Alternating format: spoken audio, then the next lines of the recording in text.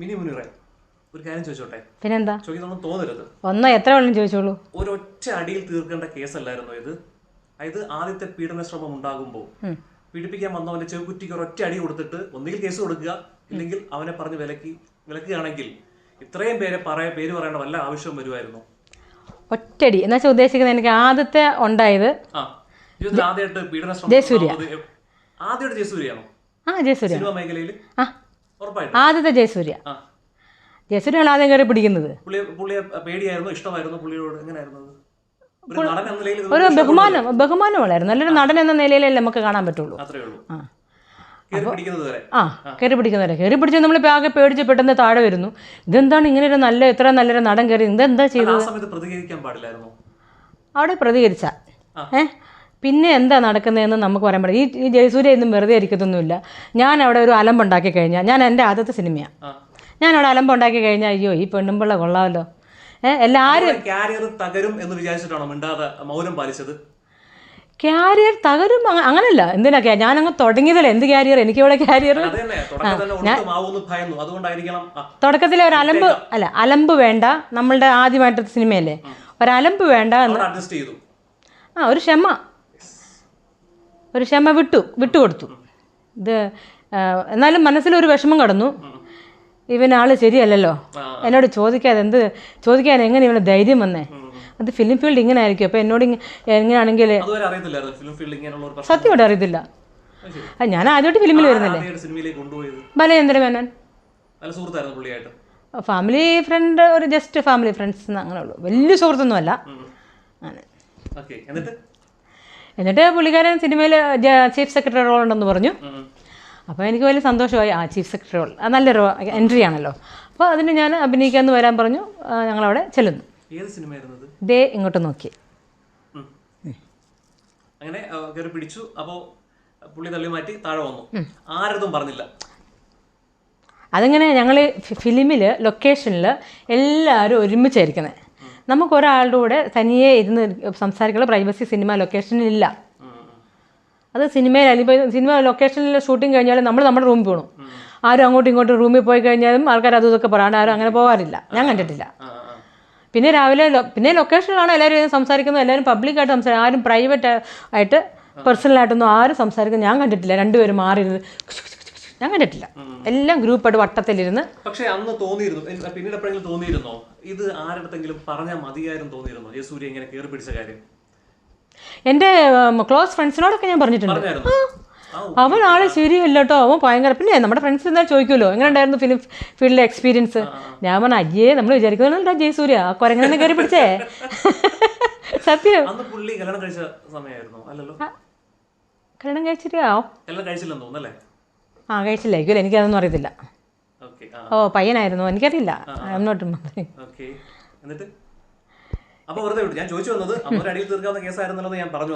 അന്നൊരു അടി തീർന്ന അത് ഒരൊറ്റപ്പെടുത്തി ഞാൻ നിന്നായിരുന്നേ. പിന്നെ എനിക്ക് ആ സിനിമയിൽ ഞാൻ ചീഫ് സെക്രട്ടറി ആണല്ലോ. അപ്പൊ ജയസൂര്യ എന്നെ കണ്ടപ്പോ ദേഷ്യപ്പെട്ടാ നോക്കുന്നേ. എന്നെ ദേഷ്യപ്പെട്ടു. നമ്മൾ പെട്ടെന്ന് ഇച്ചിരി മൂടോടാണല്ലോ ഒരാള് ആയിട്ട് ഇങ്ങനെ ഉണ്ടായിരുന്നു. അങ്ങനെ ഞാൻ ഡയലോഗൊക്കെ ചടപടാ.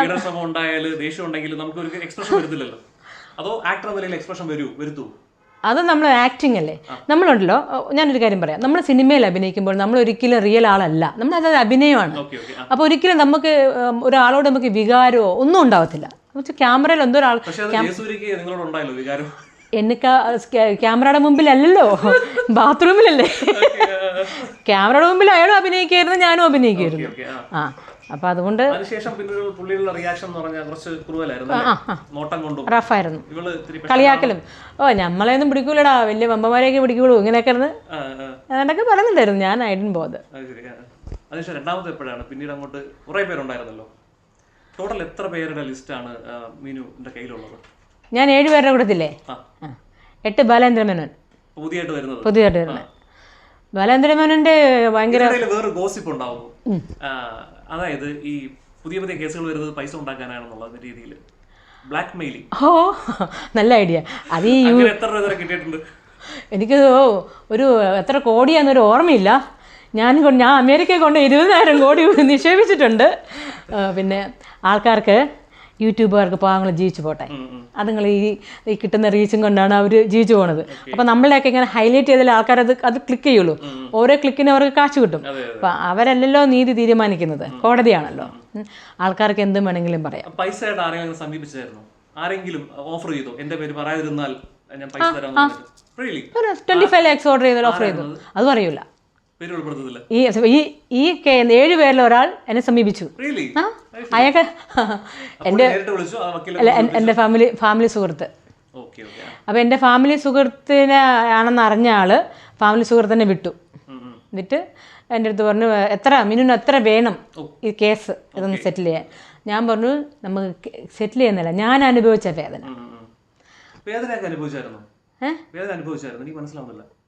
ഞാൻ അനുഭവിച്ചൊരു മാനസിക വേദനയില്ലേ, മെന്റൽ ട്രോമ. പീഡന ശ്രമങ്ങൾ മാത്രമാണ്, പീഡിപ്പിച്ചിട്ടില്ലല്ലോ, അത് ഉറപ്പല്ലേ? പീഡിപ്പിച്ചല്ലോ, മുകേഷ് പീഡിപ്പിച്ചല്ലോ. പിന്നെ മുകേഷ് പിന്നെ ഇത് മെമ്പർഷിപ്പ് തരാമെന്ന് പറഞ്ഞ് നമുക്ക് അവിടെ പോയിട്ട് സംസാരിക്കാം. എന്നിട്ട് അവിടെ വീണ്ടും കഴിഞ്ഞ പിന്നെ നമ്മളെ കയറി അത് പിടിക്കുന്നു, താരി പിടിച്ച് വലിക്കുന്നു, എന്തോ ഒരു ബുദ്ധിമുട്ടാണ്. ഒരു മതി, ഞാൻ എന്നെ അങ്ങനെയല്ല കൊണ്ടുപോയെന്ന് പറഞ്ഞപ്പോൾ പിന്നെ പുള്ളി താഴത്തെ ഡോറൊക്കെ അടച്ച് അങ്ങനെ ഒരു മൽപ്പിടുത്തം തന്നെ പുള്ളിയുടെ അടുത്ത് നടന്നു. അത് കഴിഞ്ഞിട്ട് ഞാൻ ഇറങ്ങി പോരുമ്പോൾ പുള്ളിക്കാരൻ എന്നെ നാണക്കേട്. ഞാൻ പറയുന്നത് എന്നെ പണി, നിങ്ങളിതൊരു കുറേ പരിപാടി ചെയ്യരുത് കേട്ടോ. ആര് അടുത്തൊന്നുമില്ല, പുള്ളിനെ തള്ളി, പുള്ളി അടി കൊടുത്ത് ഒരടി കൊടുത്ത് ഇല്ല കൊടുത്തില്ല. അന്നേരം ഞാൻ ആ വീട്ടിൽ നിന്ന് ഇറങ്ങി പോകുന്നത് കണ്ടിട്ട് പുള്ളിക്കാരൻ നാണക്കേട് ആ വലിയൊരു വില്ലയിൽ നിന്നും മരട് അവിടെ നിന്ന് ഞാനിങ്ങനെ വില്ല ഫ്ലാറ്റല്ല, അവിടെ നിന്ന് ഞാനിങ്ങനെ ഇറങ്ങുമ്പോൾ ഉണ്ടല്ലോ, പുള്ളി തന്നെ വണ്ടി എടുത്തിട്ട് പറഞ്ഞു, ബാക്കി ഇറങ്ങോട്ട്, തന്നെ നടന്നു പോകണ്ട, ഞാൻ തന്നെ അവിടെ കൊണ്ടാക്കിക്കോളാം. ആ വരുന്ന വഴിയിൽ എനിക്ക് കുറേ ഓഫറൊക്കെ പറഞ്ഞു. പ്രപ്പോസൽ സത്യമാണ്, എനിക്ക് കല്യാണം കഴിക്കാൻ താല്പര്യമുണ്ട് എന്ന് പുള്ളിക്കാരൻ പറയാം. അപ്പോൾ നമുക്കറിയാം നമ്മൾ ഈ കല്യാണം കഴിക്കുക എന്ന് പറഞ്ഞിട്ട് നമ്മളിങ്ങനെ യൂട്ടിലൈസ് ചെയ്യാനുള്ള പരിപാടി പള്ളി പറഞ്ഞാൽ മതി. എനിക്ക് അപ്പോഴേ മനസ്സിലായി. എന്നിട്ട് അത് കഴിഞ്ഞിട്ട് പിന്നെ പുള്ളിക്കാരൻ എന്നെ അവിടെ കൊണ്ട് ഡ്രോപ്പ് ചെയ്തു. ഞാൻ മോഹൻലാലിനെയൊക്കെ പരിചയപ്പെടുത്താം, ഇങ്ങനെ കുറേ അതൊന്നും എനിക്ക് അത്ര ഇതായില്ല. അപ്പം പിറ്റേ ദിവസം പുള്ളിക്കാരൻ വരുന്നില്ലേ, ഞാൻ എൻ്റെ പിള്ളേരോടൊക്കെ മിനുവിൻ്റെ കാര്യം പറഞ്ഞു, സംസാരിച്ചു, എൻ്റെ മോനോടൊക്കെ. അപ്പോൾ അതായത് ഫാമിലി ഇതായിട്ട് ഇങ്ങനെ കൊണ്ടുപോകും. അതായത് ഇത് റിയൽ ആയിട്ട് ഈ പ്രപ്പോസൽ റിയൽ ആയിട്ട് അല്ല, അഭിനയമായിരുന്നു. അയ്യേ, നോ ഒരിക്കലും ഇല്ലായിരുന്നു. അപ്പോൾ ഞാൻ പറഞ്ഞു, ഞാൻ വരത്തില്ല, നിങ്ങൾ എന്നോട് എന്നാ മെമ്പർഷിപ്പ് തരാമെന്ന് പറയാൻ നിങ്ങൾ എന്നെ വിളിച്ചു, വീട്ടിൽ കൊണ്ടുവന്ന് നിങ്ങൾ എന്നോട് എന്നെ ഫിസിക്കൽ അബ്യൂസ് ചെയ്തു, എൻ്റെ കൺസെൻ്റ് ഇല്ലാണ്ട്. എൻ്റെ കൺസെൻ്റ് ഇല്ലാണ്ട് ഇനി ഞാൻ വരത്തില്ല. ഇനി വരത്തില്ല. നീ ഇങ്ങനെ ചൂടാവാടി, ഇന്നലെ ഒരു 10 മിനിറ്റിൽ ഒന്ന് നിന്നുള്ളൂ, നീ ഇത് മാത്രം പറയാൻ തന്നെ ഇരിക്കുന്നത്. ഞാൻ പറയില്ല മുകേഷേട്ടാ, ഞാൻ വരത്തില്ല. ഞാൻ പറയാം. പിന്നെയും പുള്ളിക്കാരൻ വിളിക്കുക ഫ്രണ്ട്ലി ആയിട്ട്, മുകേഷേട്ടാ വെറുതെ വിളിക്കാൻ നിൽക്കണ്ട, ഞാൻ വരത്തില്ല. എടേ ഇന്ന് വാടേ, ഞാൻ ഇന്ന് ചെന്നൈയിലുണ്ടേ, നമുക്കൊരു ഡിന്നറൊക്കെ വാ. ഞാൻ പറഞ്ഞു, എവിടെയാ മുകേഷേട്ടൻ GRT ഹോട്ടൽ T നഗർ, ഞാൻ അണ്ണാ നഗറിൽ. ഒരു നേരത്തെ ഭക്ഷണം, ഒരു ബിരിയാണിക്ക് എത്ര 250 രൂപയല്ലേ? 250 രൂപയ്ക്ക് വേണ്ടി ഞാൻ 1000 രൂപയുടെ പെട്രോളും അടിച്ച് വണ്ടി ഓടിച്ച് T നഗറിൽ പോകണം. ഈ ട്രാഫിക്കിനടുക്ക് അറിയാലോ ചെന്നൈയിൽ. അവിടെ പോയിട്ട് ഒരു ചെറിയ ബിരിയാണി എന്തെങ്കിലും വാങ്ങിച്ചു, അത് കൂടുതലൊന്നും കിട്ടാനില്ലല്ലോ, വേറെ എന്തെങ്കിലും ആയിക്കോട്ടെ. പിന്നെ നമ്മൾ ഈ സമയമാണ് ഈ പിള്ളേർക്ക് ആ സമയത്ത് നമുക്ക് പിള്ളേർക്ക് എന്തെങ്കിലും പഠിപ്പിച്ചു കൊടുക്കാൻ മതി. അപ്പോൾ എനിക്ക് എൻ്റെ ടൈം വളരെ വലുതാണ്. പിന്നെ ഞാൻ ഇത്രയൊക്കെ ഇങ്ങനെ ഭയങ്കര വണ്ണമാണ്, ഒരുപാട് ശ്രദ്ധിച്ചിട്ടാണ് ഇങ്ങനെ ഇരിക്കുന്നത്. അതുകൊണ്ട് ഫുഡിനോട് അത്ര വലിയ ഒരു ഇതുമില്ല. മാക്സിമം ഡിന്നർ അങ്ങനെയുള്ള കാര്യങ്ങൾ, ഡിന്നറും മറ്റുള്ളവരുടെ ക്ഷണം ഫുഡിൻ്റെ കാര്യത്തിൽ ഒരിക്കലും സ്വീകരിക്കാറില്ല. നമ്മളങ്ങനെ ഒരു നേരത്തെ ഞാൻ സിനിമ ഫീൽഡിൽ വരുന്നതിന് മുമ്പായാലും ഞാൻ ഗൾഫിലായിരുന്നല്ലോ, അപ്പോൾ ഇവരൊക്കെ പറയും, മീനു വെക്കാം ഫോർ ലഞ്ച് എന്നൊക്കെ പറയും. നമ്മൾ ലഞ്ച് പോയി കഴിച്ചു കഴിഞ്ഞാണ്ടല്ലോ, ഇവന്മാരുടെ ഒരു നേരത്തെ ഭക്ഷണം കഴിച്ച പിന്നെ ഇവന്മാരങ്ങ് ഡോമിനേറ്റ് ചെയ്യാൻ തുടങ്ങും. പിന്നെ നമ്മുടെ ശരീരത്തോടും കേൾക്കണോ എന്നൊക്കെ പറഞ്ഞാൽ നമ്മുടെ ശരീരത്തോടും നമ്മുടെ കൺസെൻറ്റിലാണ്ട്. അതെന്താ തുടങ്ങുന്നത്, നമ്മൾ അയാളുടെ ഭക്ഷണം കഴിച്ചുകൊണ്ടല്ലേ. ആ ഒറ്റ പ്രാവശ്യം കൊണ്ട് എനിക്ക് മനസ്സിലായി, ഇനിമേൽ ഒരുത്തിൻ്റെയും ഭക്ഷണം കഴിക്കത്തില്ല. അതാണ് നിർത്തി, പിന്നെ പോകത്തില്ല. നമ്മൾ ആ സാഹചര്യം നമ്മൾ കൂടെ. അതുകൊണ്ട് തന്നെ ഇങ്ങനെ ഡിന്നറൊന്നും എനിക്കത് വലിയ കാര്യമായിട്ട് തോന്നിയില്ല. 2 ഞാൻ ഡയറ്റിങ് നോക്കുന്ന ആളാണ്, അധികം വണ്ണം വരരുത്. ഞാൻ ഡയറ്റ് നോക്കിയാൽ ഇങ്ങനെ ഇരുന്നായിരുന്നു സത്യം. ശ്രദ്ധിച്ച് ഇങ്ങനെയൊക്കെ പോകണേ. അത് വേറെ ഒന്നുമല്ല, സിനിമയിൽ അഭിനയിക്കണം എന്നുകൊണ്ടല്ല. I am caring, prioritising my health. നമ്മൾ ഒത്തിരി വണ്ണം വെച്ചാൽ നമ്മുടെ മുട്ട് താങ്ങൂല. വണ്ണം വെച്ച് കഴിഞ്ഞാൽ കൊളസ്ട്രോൾ, ഷുഗർ എല്ലാം അങ്ങനെ വേണ്ടാത്ത അസുഖങ്ങളൊക്കെ ഉണ്ടാകും. ദൈവാനുഗ്രഹം കൊണ്ട് എനിക്ക് ഇതുവരെ ഒന്നും ഉണ്ടായിട്ടില്ല. അപ്പോൾ നമ്മൾ ഹെൽത്ത് നോക്കുന്നതുകൊണ്ടാണ് ഐ മെയിൻറ്റെയിനിങ് മൈ ഫിഗർ. അത്രേ ഉള്ളൂ. എൻ്റെ ഫോണാണ്. അങ്ങനെ ഞാൻ സൈലൻ്റ് ആക്കാം. ഞാൻ എടുക്കാം. അയ്യോ ആ അവിടെ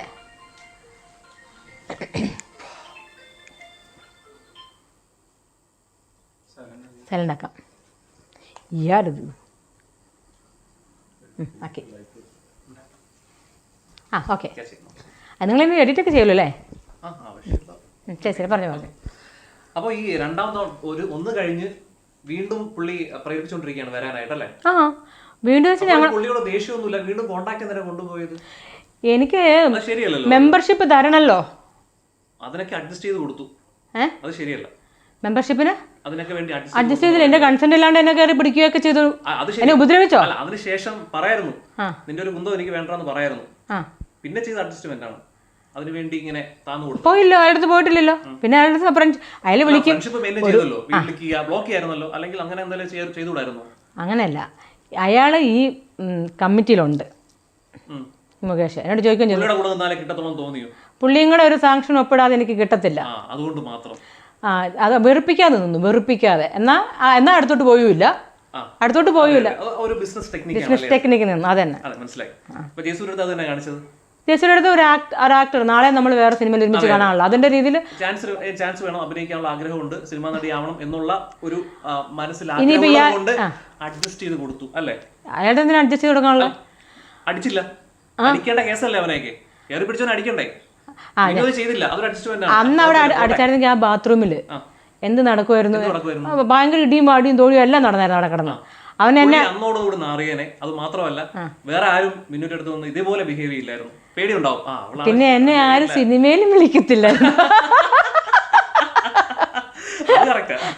അയ്യോ, അവള് പ്രശ്നക്കാരിയാണ് കേട്ടോ. അവളെ നോക്കിയാ അവള് പ്രശ്നം ഉണ്ടാക്കും. എന്റെ പൊന്നു മോനെ വേണ്ടെന്ന് പറയും. അതുകൊണ്ട് സഹിച്ചെന്ന് വെച്ചാൽ ഞാൻ എൻ്റെ വിചാരം എന്താണെന്നറിയോ, എനിക്ക് ഇൻട്രസ്റ്റ് ഇല്ല, എന്നെ വിട്ടുതരെ. എനിക്ക് എന്താ പറയുക, എല്ലാവർക്കും അവരുടേതായ പ്രൈവസി ഉണ്ട്. അത് അവരോട് ഇഷ്ടം. അവരുടെ പേഴ്സണൽ കാര്യത്തിൽ ഇടപെടാൻ ഞാനല്ല, ആരുമല്ല. None of my right. പക്ഷേ പേഴ്സണൽ ഷുഡ് ബി പ്രൈവറ്റ്. മനസ്സിലായോ? ഇനി എന്നെ ഒരാൾക്ക് ഇഷ്ടമെന്ന് പറഞ്ഞു, എനിക്കിഷ്ടമല്ല. ഈ രണ്ടുപേർക്കും ഇഷ്ടം തോന്നണ്ടേ? ഇഷ്ടം ഉണ്ടായാലും വിടാം. അപ്പം പിടിച്ചു പറിക്കുന്നത് ശരിയല്ല. ഇതേ എനിക്കുള്ളൂ. എനിക്ക് താല്പര്യമില്ലെങ്കിൽ എന്നെ വിട്ടേക്കണം, അത്രേ എനിക്കുള്ളൂ. എന്നെ വിട്ടേരെ, എനിക്ക് താല്പര്യമില്ല. എന്നെ പൊறுത്തവരയ്ക്കും സെക്സ് എന്ന് വെച്ചാൽ ഡിവൈനാണ്. ഈ sex should come from the heart. First സ്നേഹം, പിന്നെ കെയർ, പിന്നെ പ്രണയം. അങ്ങനെയൊക്കെ അതിന് ഇച്ചിരി സമയമെടുക്കും. അല്ലാതെ ഫിനിഷ് എല്ലാം ഫിനിഷ് എനിക്ക് പറ്റും. എനിക്കറിയില്ല, എനിക്കത് അറിയത്തുമില്ല. പിന്നെ ഞാൻ വേറൊരു കാര്യം കൂടെ പറയാം. എല്ലാവരും അങ്ങനെയാണെന്ന് എനിക്കറിയാം. എന്നെ സംബന്ധിച്ചിടത്തോളം ഉണ്ടല്ലോ, എനിക്ക് ഇപ്പം താങ്കളുടെ പേരെന്താ? ഷെബിൻ ഷാ. ഇപ്പം എന്നെ തൊട്ടാലേ എനിക്കെന്താ തോന്നുന്നറിയോ, ഒരു മുതല തൊടുന്ന പോലെ തോന്നുന്നത്. പെട്ടെന്ന് റിയാക്ഷൻ ഉണ്ടാവും. അപ്പോൾ അതുകൊണ്ടാണ് നമുക്ക് അത് നമ്മൾ ഒത്തിരി ഫ്രണ്ട്ലി ആവും, ചിരിക്കുകയൊക്കെ ചെയ്യും. നോട്ട് ടച്ചിങ്, അത്രേ ഉള്ളൂ. ടച്ചിങ് കണ്ടെന്ന് വെച്ചാൽ നമുക്ക് അങ്ങനെ അതറിയത്തില്ല പറയുന്നത്. നമുക്ക് ഒരാൾ പെട്ടെന്ന് പറഞ്ഞാൽ ഇപ്പം എന്നെ തന്നെ കൂടെ ഓഫർ ചെയ്തിട്ടുണ്ട്. മിനുവിന് ഞാൻ ഡയമണ്ട് നെക്ലേസ് കൊണ്ട് വന്നിട്ടുണ്ട്, മിനുവിന് വരാമോ? ഒരു ദിവസം വന്നേക്കോ അവിടെ ജർമ്മനി ഞാൻ കണ്ട്. എന്നിട്ട് എനിക്ക് അത് വാട്സപ്പിൽ ഫോട്ടോ ഇടുക. This I brought for you, please come stay 1 night. അങ്ങനെയൊക്കെ ഒരാളോട് നമുക്ക് എങ്ങനെ പോകുന്നു? ഒരു ഡയമണ്ട് ഉണ്ട്, എനിക്ക് I can think about it. പിന്നെ വേറെ ഒന്ന്, സിനിമയിൽ ക്യാരക്ടർ പ്രൊഡ്യൂസറിനെ, ഏതോ പ്രൊഡ്യൂസറാണെന്നൊന്നും എനിക്കറിയില്ലേ, പ്രൊഡ്യൂസറിനൊന്ന് ഇത് ചെയ്താൽ ആ ക്യാരക്ടർ മിനുവിന് ഫിക്സാണ്. ഞാൻ പറഞ്ഞു എനിക്ക് പറ്റില്ല. അതെന്താ? പത്തനമാര് താങ്കോന്ന് ഞാൻ പറഞ്ഞിട്ടില്ല. അങ്ങനെ അവകാശപ്പെടുന്നു, എനിക്ക് താല്പര്യമില്ല, അവകാശപ്പെടുന്നുണ്ട്. അതെ ഓക്കെ. അങ്ങനെയാണെങ്കിൽ ഇപ്പോ സിനിമയൊന്നും നല്ലൊരു ഓഫർ വന്നാല് അത് എനിക്ക് കുഴപ്പമില്ല എന്ന് പറയുന്ന ഒരു സാഹചര്യം എപ്പോഴെങ്കിലും ഉണ്ടായിട്ടുണ്ടോ? ഒരിക്കലും ഉണ്ടായിട്ടില്ല. അതെങ്ങനെ എനിക്ക് അഡ്ജസ്റ്റ്മെന്റ് കുഴപ്പമില്ലാന്നോ? അയ്യേ, നോ നോ നോ നോ. ഞാൻ പറഞ്ഞില്ലേ, ഞാൻ പത്തനമാറ്റ് തങ്കം എന്ന് ഞാൻ ആരോടും ഒരിക്കലും ഒരിടത്തും ഞാൻ പറയത്തില്ല. എനിക്ക് ഒരു പുരുഷൻ എന്നെ ടേക്ക് കെയർ ചെയ്താൽ ടേക്ക് കെയർ ചെയ്യണം. ചുമ്മാ അതുകൊണ്ട് കാശ് വിട്ട് അത് കെയറിങ് അല്ല, സ്നേഹം, പ്രണയം, ഇതൊക്കെയാണ്. ഇതൊക്കെ വന്നാൽ ചിലപ്പോൾ ഒരു പക്ഷേ ഞാൻ സ്നേഹിച്ചിരിക്കും ഒരു പുരുഷൻ. അത് ഒരു പുരുഷൻ ജീവിതത്തിൽ ഒരു പുരുഷനോടൊരു സ്നേഹമാണ്, തെറ്റൊന്നുമല്ല. അതെ, അല്ലാണ്ട് നമുക്കിങ്ങോട്ട് തോന്നണ്ടേ മനസ്സിൽ നിന്ന്. ഒരാളോട് പറയാം എന്നെ സ്നേഹിക്കുക, ഐ ലവ് യു എന്ന് പറഞ്ഞാൽ നമുക്ക് തിരിച്ച് ലവ് യു ടു എന്ന് പറയാൻ പറ്റുമോ? പറ്റത്തില്ല. അതൊക്കെ ഇത് തനിയേ വരേണ്ട ഒരു സംഭവമാണ്. ഇപ്പം എന്നെ സംബന്ധിച്ച് ഞാനൊരു സിംഗിൾ പേരൻ്റാണ്. ഞാൻ കൂടുതലും ദൈവത്തെ അങ്ങ് സ്നേഹിച്ചു പോയി. എല്ലാവരൊക്കെയാലും ദൈവത്തെ ഭയങ്കരമായിട്ട് സ്നേഹിച്ചിട്ടിരിക്കുകയാണ്. അതുകൊണ്ടാണെന്ന് എനിക്കറിയില്ല, എനിക്ക് ആരോടും അങ്ങനെ ഒരു പ്രണയം ഇപ്പോഴത്തെ സ്ഥിതി തോന്നുന്നില്ല. ഇപ്പോൾ 2015 കഴിഞ്ഞതിന് ശേഷം അങ്ങനെ ഒരു പ്രണയം നിന്ന് ആരോടും തന്നിട്ടില്ല. ഇടയ്ക്കിടയ്ക്ക് മതം മാറുന്ന ഒരു ശീലമുണ്ടല്ലോ. ഇടയ്ക്കിടയ്ക്ക് ക്രിസ്ത്യാനിയായിരുന്നു, ഹിന്ദുവായി, മുസ്ലിമായി, എന്താ സംഭവം? അതെ, ഇപ്പൊ നിലവിൽ ഏത് മതം? ഹ്യൂമാനിറ്റി. എല്ലാം വിട്ടു, മനുഷ്യത്വമാണ്. മതങ്ങളൊക്കെ വിട്ടു, ഇപ്പൊ മനുഷ്യ സ്ത്രീയായിട്ട് എൻ്റെ മനുഷ്യത്വമാണ് എൻ്റെ മതം. അങ്ങനെ ആക്കി. എന്തുകൊണ്ട്? ഞാൻ ചെറുപ്പത്തിലെ പ്രാർത്ഥിച്ചുകൊണ്ടിരുന്നത് മാതാവിനോടാണ്. അപ്പോൾ അതൊരു സ്ത്രീയാണല്ലോ, സ്ത്രീ ദൈവമാണല്ലോ. അപ്പം ഞാൻ എപ്പോഴേ ഓർക്കും, ദൈവം ഇതാര്, അതെങ്ങനെ ഒരു സ്ത്രീ ദൈവമാണെന്ന്. ഞാനന്ന് വേളാങ്കണ്ണി മാതാവിനോടാണ് പ്രാർത്ഥിച്ചുകൊണ്ടിരുന്നത്. അപ്പം ആകെ കൺഫ്യൂഷനായിരുന്നു ലൈഫ്. അപ്പം ഞാൻ അമ്മയോടൊക്കെ ചോദിക്കാം, അമ്മേ ഈ മാതാവിൻ്റെ അമ്മ ആരാ? എടി വേറെ നീ കൂടുതൽ പഠിക്കാൻ പോകും, അങ്ങനെയൊക്കെ. യേശു ആരാ? അപ്പം യേശുവിനെ ഉണ്ണീശോ എന്നാണ് പഠിപ്പിക്കുന്നത്. അപ്പം എനിക്ക് ഒന്നങ്ങ് മനസ്സിലാണ്, ഒരു ക്ലിയർ പിക്ചർ കിട്ടുന്നത്. അപ്പം അന്ന് മുതൽ യഥാർത്ഥ ദൈവം ആരാണെന്ന് ഞാൻ അന്വേഷിച്ച് നടക്കുക. വീട്ടിൽ ചെന്ന് ചോദിച്ചാൽ അവർ ഓടിക്കും. റിലേറ്റീവ്സിനോട് ചോദിച്ചാൽ നീ തൽക്കാലം ഇതൊക്കെ അറിഞ്ഞാൽ മതി എന്ന് പറയും. അച്ഛന്മാരോട് ചോദിച്ചാൽ പറയുന്നത് കൂടുതൽ വലിയ നീ പരോഹത്തിലോട്ട് ഇടപെടണ്ടെന്ന് പറയും. അങ്ങനെ ഞാനിങ്ങനെ എന്തൊക്കെയൊക്കെ ആണെങ്കിലും ദൈവം ആരാന്നിങ്ങനെ തേടിക്കൊണ്ടിരുന്നു. അങ്ങനെയല്ല, ഫൈനലി ഞാൻ യേശുവാണ് ദൈവം എന്ന് കണ്ടുപിടിച്ചു. എല്ലാവരും ഞാൻ എന്താ ഒരു ഹെവൻലി ഫാദർ എന്നുള്ള തങ്കു ബ്രദറിൻ്റെ അതേതാണ്ട് ഒരു 35 വയസ്സിലെങ്ങാണ്ടാണ് കണ്ടുപിടിച്ചത്. യേശുവാണ്. അപ്പം അവിടെ പോയി ഞാൻ ജ്ഞാനസ്നാനമൊക്കെ മുങ്ങി. യേശുവാണ് ദൈവം. ഓ മൈ ഗോഡ്, യേശുവാണല്ലേ ദൈവം. അപ്പം പിന്നെ അങ്ങോട്ട് ബൈബിൾ വായിക്കാൻ തുടങ്ങി. ബൈബിൾ ഫുള്ള് വായിച്ചപ്പോഴത്തേക്കും യേശു എപ്പോഴും പോയി പ്രാർത്ഥിച്ച് കരഞ്ഞ് പ്രാർത്ഥിക്കുന്നു, പിതാവേ. യേശു ദൈവമാണെങ്കിൽ പിന്നെ ഏത് ദൈവത്തിനോടാണ് പ്രാർത്ഥിക്കുന്നത്, അല്ലേ? പിന്നെയും കൺഫ്യൂഷൻ. ഈശ്വര, ആ ദൈവം ആരാ? അപ്പോൾ പറഞ്ഞു ആ ദൈവം രണ്ടും യേശു. അപ്പോൾ അവിടെയും ഇതായിപ്പോയി, കൺഫ്യൂഷൻ അങ്ങനെ പോയി. പിന്നെ ഞാനിങ്ങനെ പോയപ്പോഴാണ് ഇങ്ങനെ ഒരു നോയമ്പ് വന്നു. നോയമ്പില്ല, മുസ്ലിംസിൻ്റെ നോയമ്പ്. അപ്പോൾ ചുമ്മാ ഞാൻ വെറുതെ ഒരു പോസ്റ്റ് ഇട്ടാ, hello guys, I am also going to take Ramadan നോയമ്പ്. ചുമ്മാ ഫേസ്ബുക്ക് വെറുതെ ഇട്ടതാ. എൻ്റെ അമ്മേ, എല്ലാവരും കൂടെ അൽഹംദുലില്ലാ മാഷാ അല്ലാ എന്നൊക്കെ പറഞ്ഞു കുറേ പേര് എനിക്ക് ഖുറാനും കുറേ ബുക്കുകളൊക്കെ എനിക്ക് അയച്ചു തരുന്നു. അതിൽ ഞാൻ വിചാരിച്ചേ ഇതെന്താണ് എന്ന് പറഞ്ഞു. അപ്പോൾ എനിക്ക് മുനീറുമായിട്ട് ഞാൻ പ്രണയത്തിലായിരുന്നു. അപ്പോൾ ഞങ്ങളിങ്ങനെ വീഡിയോയിൽ സ്കൈപ്പിൽ ഇങ്ങനെ പ്രണയിച്ചൊക്കെ കണ്ടിരിക്കുമ്പോൾ പുള്ളിക്കാരൻ്റെ ഇടയ്ക്കിടയ്ക്ക് ഇങ്ങനെ ബാത്റൂമിൽ പോകുന്നു, മുഖമൊക്കെ കഴുകുന്നു, പ്രാർത്ഥിക്കുന്നു, നിസ്കരിക്കുന്നു. ഞാൻ ഇയാളെന്താ നീ എപ്പോഴും ഈ ബാത്റൂമിൽ പോണേ, യൂറിൻ പ്രോബ്ലം ഉണ്ടോ? ഞാൻ പുള്ളിയോട് ചോദിച്ചു, അല്ലല്ല ഇതെന്തിനാ ഇപ്പോൾ ഈ ബാത്റൂമിൽ പോകുന്നത്? ഞാൻ വുളു എടുക്കാൻ പോകുന്നത്. വുളു അതെന്താ വെച്ചാൽ അതെന്താ? അത് ഞങ്ങൾ 5 നേരം നിസ്കരിക്കണം. 5 നേരം നിസ്കരിക്കുക മുസ്ലിംസ്, 5 നേരവും. അപ്പം ഈ നിസ്കരിക്കുന്നതിന് മുമ്പ് കയ്യും കാലും ഒക്കെ കഴുകണം. സത്യം. കാലൊക്കെ കഴുകണം. എന്നിട്ടാണ് ഞങ്ങൾ പ്രാർത്ഥിക്കാൻ മാറ്റിട്ട് നിൽക്കുന്നത്. ബൈ ദ വേ, നിങ്ങളുടെ ദൈവം ആരാ? ഞങ്ങളുടെ ദൈവം അള്ളാഹുവിൻ്റെ ഫോട്ടോ എവിടെ? എനിക്ക് കാണണ്ടേ ഈ അള്ളാഹു ആരാന്ന്? അപ്പോൾ പറഞ്ഞു, ഞങ്ങളുടെ അള്ളാഹുവിന് ശരീരമില്ല, ഹീസ് ഇൻവിസിബിൾ. അപ്പം നിങ്ങൾ ആരോടും പ്രാർത്ഥിക്കുന്നില്ല? ആരോടും ഇല്ല. ഞങ്ങൾ എല്ലാം സൃഷ്ടിച്ച ദൈവത്തോട്, ഇതല്ല ഭൂമിയും ആകാശവും കടലും എല്ലാം സൃഷ്ടിച്ച ആ ദൈവത്തിനോടാണ് ഞങ്ങൾ പ്രാർത്ഥിക്കുന്നത്. ഞാൻ അത് കലക്കി, അതായിരിക്കും ശരി, നമ്മളെ സൃഷ്ടിച്ചല്ലേ. അപ്പോൾ നിങ്ങളെങ്ങനെ പ്രാർത്ഥിക്കുന്നത്? ഇതാ കണ്ടു പറഞ്ഞു. പുള്ളി എന്നെ നിസ്കരിക്കുന്ന പ്രാർത്ഥിച്ചു. അപ്പോൾ ഈ തല കൊണ്ടുപോയി ഈ നെറ്റിയെ കൊണ്ട് ഇങ്ങനെ മുട്ടിക്കുന്നതെല്ലാം കണ്ടപ്പോൾ ഞാൻ അയ്യോ തല മുട്ടിക്കുന്നത് സൂപ്പർ കേട്ടോ. അപ്പോൾ പറയാം അത് ദൈവത്തിൻ്റെ കാൽക്കലാണ് ഈ തല മുട്ടിക്കുന്നത്. അവിടെ എനിക്ക് പെട്ടെന്നൊരു ട്വിസ്റ്റായി. അയ്യോ, അപ്പോൾ ഈ അള്ളാഹു ആരാണെന്ന് ഒന്ന് പഠിച്ചിട്ട് ബാക്കി കാര്യമുള്ളൂ. അങ്ങനെ ഇരുന്നിട്ട് അങ്ങ് പഠിത്തം തുടങ്ങിയപ്പോഴാണ് എനിക്കുണ്ടായിരുന്ന പിന്നെ ബൈബിളിലുണ്ടായിരുന്ന ഡൗട്ടുകളെല്ലാം എനിക്ക് ഈ ഖുറാൻ വായിച്ചപ്പം ക്ലിയറായി. അപ്പം ഞാൻ ശരിക്കും മനസ്സിലായി, യഥാർത്ഥ ദൈവം അശരീരിയാണ്. ഇത് തന്നെയാണ് നമ്മുടെ നമ്മുടെ ഇന്ത്യക്കാരെല്ലാവരും. ഞാൻ റോമൻ കാത്തലിക്കായിരുന്നു. ക്രിസ്ത്യാനി ആയിരുന്നു. അപ്പോൾ നമ്മുടെ ഇന്ത്യ ആദ്യമേ ഹിന്ദുമതമായിരുന്നു എല്ലാവരും. നമ്മളെല്ലാവരും ഇതുപോലെ തന്നെ ആദ്യം ദൈവം അശരീരിയാണ് എന്നാണ് നമ്മളെ ഭഗവത്ഗീതയിലെല്ലാം പഠിപ്പിക്കുന്നത്.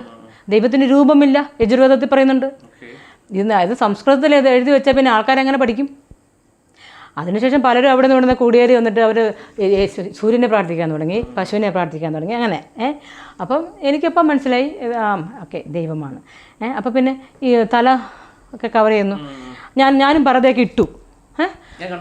പർദ്ദയൊക്കെ ഇട്ട് ഞാൻ നടന്നു വലിയ കാലത്തേക്കാണ്. പിന്നെ ഞാൻ ഇന്ന് ഖുറാൻ വായിച്ചപ്പോഴത്തേക്ക് ഖുറാനകത്ത് 4:124 വാക്യത്തിൽ എന്താ പറയുന്നറിയാം? ആണോ പെണ്ണോ ആര് സത്യവിശ്വാസിയായിക്കൊണ്ട് സൽക്കർമ്മങ്ങൾ ചെയ്യുന്നുവോ അവനാണ് സ്വർഗത്തിന് അവകാശി. അപ്പം ദൈവം അള്ളാഹു ഹൃദയത്തിലോട്ടാണ് നോക്കുന്നത്. അവനാണൊന്നും നോക്കുന്നില്ല, പെണ്ണൊന്നും നോക്കുന്നില്ല. അപ്പം പിന്നെ പറഞ്ഞിടുന്ന കാര്യം ഇസ്ലാം എല്ലാം ശരിക്കും എല്ലാം തിരിച്ചറിഞ്ഞു. പക്ഷേ മുഹമ്മദ് നബി പഠിപ്പിച്ചതല്ല ഇപ്പോൾ ഇസ്ലാം ഫോളോ ചെയ്യുന്നത്. അതെനിക്ക് മനസ്സിലായി. യഥാർത്ഥ ഇസ്ലാം അല്ല ഇപ്പോൾ നമ്മുടെ സമൂഹത്തിൽ നടന്നുകൊണ്ടിരിക്കുന്നത്, പ്രത്യേകിച്ച് കേരളത്തിൽ. കേരളത്തിൽ ഇച്ചിരി ഓവറായോ എന്നൊരു സംശയമുണ്ട്. വസ്ത്രരീതിയിലല്ല, മുഹമ്മദ് നബി പറഞ്ഞത് നമ്മളെ മുസ്ലിംസ് എല്ലാവരുമായിട്ട് ഇടപഴകി നിൽക്കണം. അല്ലാണ്ട് ഒരു പർദ്ദ ധരിച്ച് ഒരു കൂട്ടമായിട്ട് ഇങ്ങോട്ട് മാറി നിന്നിട്ട് ക്രിസ്ത്യൻസിൻ്റെ വീട്ടിൽ പോകാൻ പാടില്ല, ഹിന്ദുക്കളുടെ വീട്ടിൽ പോകാൻ പാടില്ല, അവരുടെ ഫുഡ് കഴിക്കാൻ പാടില്ല, അങ്ങനെ ചില ഉസ്താദുമാർ അതാ പറയുന്നത്. ഇതിൻ്റെ അത് ഹറാമാണ് അവർ. അത് തന്നെ. അപ്പം നമ്മുടെ മുഹമ്മദ് നബി പഠിപ്പിച്ച ഇസ്ലാം എനിക്ക് ഇപ്പോഴും ഇഷ്ടമാണ്. ഐ റെസ്പെക്ട് മുഹമ്മദ് നബി. പക്ഷേ ഐ ഡോണ്ട് റെസ്പെക്ട് ദിസ് ഉസ്താദ് പീപ്പിൾ. അത് തെറ്റാണ്. അവരിപ്പോൾ കുറേ അന്ധവിശ്വാസങ്ങൾ അതൊക്കെ മാറ്റണം. ഇപ്പം നമുക്ക് മുഹമ്മദ് നബി പറഞ്ഞ ഒറ്റ കാര്യമുള്ളൂ, നിങ്ങൾ ഏത് രാജ്യത്ത് ജീവിക്കുന്നു ആ രാജ്യത്തിൻ്റെ സംസ്കാരം അനുസരിച്ച് വേണം നിങ്ങൾ ഇസ്ലാമിനെ മുൻപോട്ട് കൊണ്ടുപോകാൻ. അപ്പോൾ നമ്മൾ ഏത് രാജ്യമാണ്? ഇന്ത്യയുടെ സംസ്കാരം എന്തുവാ? സാരി, ചുരിദാർ. പിന്നെ എന്താണ് സംസ്കാരം? ഓണമുണ്ട്, ക്രിസ്മസ് ഉണ്ട്, റമദാനുണ്ട്. അപ്പോൾ എല്ലാം നമ്മൾ എൻജോയ് ചെയ്യണം. എല്ലാവരുടെയും കൂടെ നമ്മൾ കൂടണം. അല്ലാണ്ട് ക്രിസ്മസാ എന്നാ പിന്നെ നമുക്ക് ക്രിസ്മസ് ഒന്നും വേണ്ട, ഓണം നമ്മുടെ അല്ല, അങ്ങനെയല്ല. മാറി നിൽക്കരുത്. എല്ലാവരും കൂടെ ജനങ്ങളുമായിട്ട് ഐക്യപ്പെട്ട് നിൽക്കാനാണ് ഞാൻ അറിഞ്ഞ സത്യം. എനിക്ക് ഇസ്ലാം ഇഷ്ടപ്പെട്ടു. എന്ന് വെച്ചാൽ ഏകദൈവ വിശ്വാസം. ഏകദൈവം ആരെയും ആശ്രയിക്കുന്നില്ല. ഏകദൈവത്തിന് ഭാര്യയില്ല, ഏകദൈവത്തിന് മക്കളില്ല. അതാണ് എനിക്കിഷ്ടം. പിന്നെ നമ്മളെ പോലെ മനുഷ്യന്മാരെ പോലെ ഏകദൈവത്തിന് വിശക്കത്തില്ല, ഏകദൈവം ഉറങ്ങത്തില്ല. മനസ്സിലായോ? ഞാൻ ആ ദൈവത്തെയാണ് ഞാൻ വിശ്വസിക്കുന്നത്. അതെനിക്കിഷ്ടമായി. പക്ഷേ ഞാൻ ജനിച്ചത് ഞാൻ കത്തോലിക്ക ആയതുകൊണ്ട് ഞാൻ എൻ്റെ വീട്ടുകാരുടെ അവരുടെ കൂടെ ഒരു ഇതിനു വേണ്ടി നിങ്ങൾ പോകണം, ഹാപ്പിയായിട്ട് പോകണം, അവരെ വെറുപ്പിക്കാതെ. പിന്നെ ഞാൻ തന്നെയല്ല, എൻ്റെ പുറകിൽ ഒരുപാട് സ്ത്രീകളുണ്ട്. സ്ത്രീ ശക്തിയുണ്ട് എനിക്ക്. ഞാനിവിടെ ചുമ്മാ ഇടന്നൊന്നും പറയുന്നതല്ല, എന്നെ അറിയാവുന്നവരും ഒത്തിരി പേരുമുണ്ട്. ഞങ്ങൾ സമയമാകുമ്പോൾ ഞങ്ങളൊരു പ്രസ് മീറ്റിംഗ് എല്ലാവരും ഒരുമിച്ച് വരും. ഇപ്പോൾ സിനിമ മേഖല നിൽക്കുന്ന നടിമാരാണെങ്കിലും ഇതുപോലെ കംപ്ലൈന്റ് പറഞ്ഞിട്ടുണ്ടോ? എന്നെ പീഡിപ്പിക്കാമെന്നോ പീഡിപ്പിച്ചെന്നോ? എത്ര പേര് നിൽക്കുന്ന ആർട്ടിസ്റ്റുകളല്ലേ? എല്ലാവർക്കും ആരും പുറത്ത് പറഞ്ഞില്ല. എന്ന് വെച്ചാൽ എല്ലാവർക്കും പ്രശ്നങ്ങളുള്ളവരാ, ഫാമിലിയിലൊക്കെ ജീവിക്കുന്നവരാ. അവരൊക്കെ തുറന്നു പറഞ്ഞു കഴിഞ്ഞാൽ അവരുടെ കുട്ടികളൊക്കെ ഇവിടെ ഉണ്ട്. എല്ലാവരും ഒക്കെ ഒതുക്കി നിൽക്കുന്നത്. ഇപ്പം ഞാൻ ആദ്യമൊക്കെ മിണ്ടാണ്ടിരുന്നേരം എനിക്ക് കുഞ്ഞു കൊച്ചുങ്ങളാണ്. ഈ പ്രശ്നങ്ങളോടൊക്കെ കടന്നു കഴിഞ്ഞാൽ പിന്നെ അങ്ങ് പ്രശ്നത്തിന് മേലെ പ്രശ്നം. അന്നൊക്കെ പോക്സോ എന്നൊക്കെ വന്നു കഴിഞ്ഞാൽ ഒരു പക്ഷേ ഞാൻ പിടിച്ചൊന്നും എനിക്കറിയില്ല, വരില്ല. ഞാൻ ചിലപ്പോൾ പോയ ഒറ്റ അടി വെച്ച് കൊടുക്കും. ആ ഒരു പ്രായം അന്ന്. ആരടി നിന്നെ കൂട്ടിക്കൊടുത്ത് പറടി എന്ന് പറഞ്ഞ് സത്യം ആൾക്കാരൊന്നും ഞാൻ നോക്കത്തില്ല. പക്ഷേ ഇപ്പം നിയമത്തിനെ കുറിച്ച് കുറച്ചൊക്കെ അറിയാവുന്നത് കൊണ്ട് ഞാൻ വളരെ ചിരിച്ച് ക്ഷമയോടുകൂടെ നിൽക്കുകയാണ്. അവളെ തെളിയിക്കട്ടെ, പൊക്കൊണ്ടവർ ഇനി 1 10 പോക്സോയും വന്നോട്ടെ, തെളിയിച്ചോട്ടെ. നമ്മൾ തെറ്റ് ചെയ്താൽ പേടിച്ചാൽ പോരെ. എനിക്ക് ഒരു പേടിയില്ല. ദൈവം നീതിയുടെ കൂടെയാണ്. ദൈവം ഒന്ന് തീരുമാനിച്ചാൽ ഏത് ദേവേന്ദ്രൻ വന്നാലും തടുക്കും മുടിയാത്. അതുകൊണ്ട് ഞാനിപ്പോൾ പറയാം, ഈ നിമിഷത്തിൽ പറയാണ്, എൻ്റെ ദൈവത്തെ അല്ലാണ്ട് ഒരുത്തിനെയും എനിക്ക് പേടിയില്ല. ദൈവത്തെ മാത്രമേ പേടിയുള്ളൂ. ദൈവം സത്യത്തിൻ്റെ കൂടെയാണെങ്കിൽ തീർച്ചയായിട്ടും സത്യം ജയിക്കും. ഓക്കെ, ആരെങ്കിലും പൈസ കൊടുക്കാനുള്ള ശ്രമം ഉണ്ടായാൽ എങ്ങനെ ഫേസ് ചെയ്യും? അങ്ങനെ അങ്ങ് കൊടുക്കാൻ പറ്റും. നമ്മുടെ പോലീസ് ഓഫീസേഴ്സ് അവരാണ് ഇളിച്ച കൈമാരാ. തീർച്ചയായിട്ടും അവരൊക്കെ നല്ല ഇൻ്റലിജൻ്റ് ആർക്കില്ല. പണ്ടത്തെ ഈ സ്പോർട്സ് കോട്ടയിൽ കയറുന്ന പോലീസുകാരൊന്നുമല്ല അവർ. ഇന്നെല്ലാവരും പഠിച്ചെഴുതി ആ വിശ്വാസമുണ്ട്. പോലീസ് ഓഫീസർ നടന്മാരൊക്കെ അകത്താകും എന്ന് തോന്നുന്നുണ്ടോ? അതോ അവരെ സ്വാധീനവും പണവും ഉപയോഗിച്ച് രക്ഷപ്പെടുമെന്നാണോ മനസ്സ് വിചാരിക്കുന്നത്? അതായത് ഇപ്പൊ 7 പേരെ പേരെന്ന് പറഞ്ഞാലും ഒന്ന് പറയാം, നമ്മുടെ എണ്ണി പറയാം. പറയാം. ജയസൂര്യ, മുകേഷ്, ഇടവേള ബാബു, മണിയമ്പിള്ള രാജു, ഒരു അഡ്വക്കേറ്റ് ചന്ദ്രശേഖരൻ, പിന്നെ പ്രൊഡക്ഷൻ കൺട്രോളർ നോബിൾ, പിന്നെ ഒരു കാസ്റ്റിംഗ് ഡയറക്ടർ വിച്ചു. ഈ 7 പേരാണ്. പിന്നെ ഇപ്പോൾ 8ാമത്തത് ബാലേന്ദ്രൻ. അടുത്ത ഒരാളാണ് ഇന്ന് കൊടുത്തിട്ടുണ്ട്, ജാഫർ ഇടുക്കി.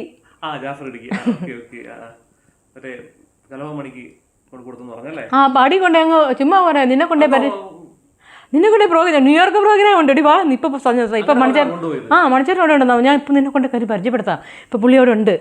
അല്ല, ജാഫർ ഇടുക്കിയെ എങ്ങനെ കൊണ്ടുപോയി? നിങ്ങൾ ഫ്രണ്ട്സ് ആയിരിക്കുമല്ലോ, അതുകൊണ്ടുള്ള വിശ്വാസത്തോടെ കയറി പോയി. സുഹൃത്തുക്കളായിരുന്നുകൊണ്ടായിരിക്കണം. മണി ആ സമയത്ത് അറിയായിരുന്നു, മണിച്ചേട്ടനെ അറിയത്തില്ലോ, ആദ്യമായിട്ടാ കാണുന്നത്, അങ്ങനെ കണ്ടുപോലില്ല. പക്ഷെ പുള്ളി മാന്യനല്ലേ? ആ മാന്യനെ വിട്ട് മുകേഷിനെ പോലല്ല, വിട്ട് താല്പര്യമില്ലാനും വിട്ട്. പക്ഷെ അണലിയാണ്. അതെന്നറിയോ, അടുത്തൊരു പടത്തെ ശുദ്ധരിശുദ്ധന് ഞാൻ പുള്ളിക്കാരൻ്റെ ഭാര്യയായിരുന്നു. ഞാൻ 3 ദിവസം അവിടെ പോയി അഭിനയിച്ചു. 4ാമത്തെ ദിവസം അങ്ങനെ നൈസായിട്ട് ആഹാ മിനു ആണോ അങ്ങ് വിട്ടാക്കാൻ പറഞ്ഞു. ആ ഞാൻ പാട്ടക്കെട്ടൊക്കെ പഠിക്കും ലൊക്കേഷനിൽ നിന്ന്. ഞാൻ പോന്നു. ഞാൻ ആരോടും കംപ്ലയിൻറ്റ് ചെയ്യാനൊന്നും പറയില്ല, ദൈവത്തിന് സമർപ്പിച്ചു. ഓക്കെ. അത് കഴിഞ്ഞിട്ട് കാര്യവട്ടം ശശി എന്നെ ക്ഷണിച്ച ഒരു സ്റ്റേജ് ഷോയ്ക്ക്, അത് നയിക്കുന്നത് കലാഭവൻ മണി നയിക്കുന്ന ഒരു സ്റ്റേജ് ഷോ ആയിരുന്നു ബോംബെയിൽ. അപ്പോൾ ഞാനവിടെ പോയി. അപ്പം ഡാൻസൊക്കെ പ്രാക്ടീസ് ചെയ്ത് നല്ല കളിച്ച് പ്രാക്ടീസൊക്കെ ചെയ്ത് അവിടെ പോയത് എൻ്റെ പൊന്നു മക്കളെ. പിന്നെ മണിച്ചേട്ടനോടെ പാടാൻ പാട്ടും കൂടെ, സോന സോനായി നമ്പർ 1 പാട്ടില്ലേ, ഓ അതൊക്കെ പ്രാക്ടീസ് ചെയ്ത് പോയത്. അവിടെ ചെന്നപ്പോഴത്തേക്ക് അയാളെല്ലാം കട്ട് ചെയ്ത് cut cut cut cut cut. പിന്നെ അതാ പറഞ്ഞ അനിലയാണെന്ന്. അന്ന് ആ സഹകരിച്ചില്ലല്ലോ, അതിൻ്റെ ദേഷ്യം സിനിമയിലും സ്റ്റേജ് ഷോയിലും തീർത്തു. എന്നിട്ട് എനിക്കങ്ങ് സങ്കടം, കരയാൻ പറ്റുമല്ലോ, അത്രയും ജനങ്ങളിരിക്കുന്നു. ഞാൻ അങ്ങനെ ഗ്രീൻ റൂമിലിരിക്കുന്നു. എനിക്കങ്ങ് വിഷമം വന്നിട്ട് ഞാൻ എന്ത് ചെയ്തു, പെട്ടെന്ന് അവിടെ നിന്ന് പോന്നിട്ട് എൻ്റെ കയ്യിലുള്ള പൈസ മുഴുവനും കൊടുത്ത് ഫ്ലൈറ്റ് ടിക്കറ്റ് കൊടുത്തിട്ട് ഫ്ലൈറ്റ് കയറി പോന്നു. പെട്ടെന്ന് ഫ്ലൈറ്റ് ടിക്കറ്റ് എടുക്കണമെങ്കിൽ നമ്മൾ ഇരട്ടി പൈസ കൊടുക്കണം. മണിയും പിള്ളേ അല്ല ജാഫർ ഇടുക്കിനെ കണ്ടു. ജാഫർ എൻ്റെ എൻ്റെ ഫ്ലാറ്റ് വന്നു. ഇവന്മാരെല്ലാം പഠിച്ച കള്ളന്മാർ, ആക്ടേഴ്സ് അല്ലേ. ഞാൻ പറഞ്ഞു എന്നെ പുള്ളിക്കാരൻ എന്നോട് അങ്ങനെ ചോദിച്ചു. ആര്? ഞാൻ പറഞ്ഞു മണിച്ചേട്ടൻ പറയാ നമുക്ക് അകത്ത് പോയി ചോദിക്കുന്ന അങ്ങനെ ചോദിക്കോടി, എനിക്ക് തോന്നില്ലടാ അങ്ങനെ ഒന്നും ചോദിക്കും. അങ്ങനെ എടി അങ്ങനെ ചോദിക്കുന്ന ആളെ അല്ലടി. ഞാൻ പറഞ്ഞു പക്ഷെ എൻ്റെ അടുത്ത് അങ്ങനെ ചോദിച്ചു അകത്ത് പോയി സംസാരിക്കാന്ന്.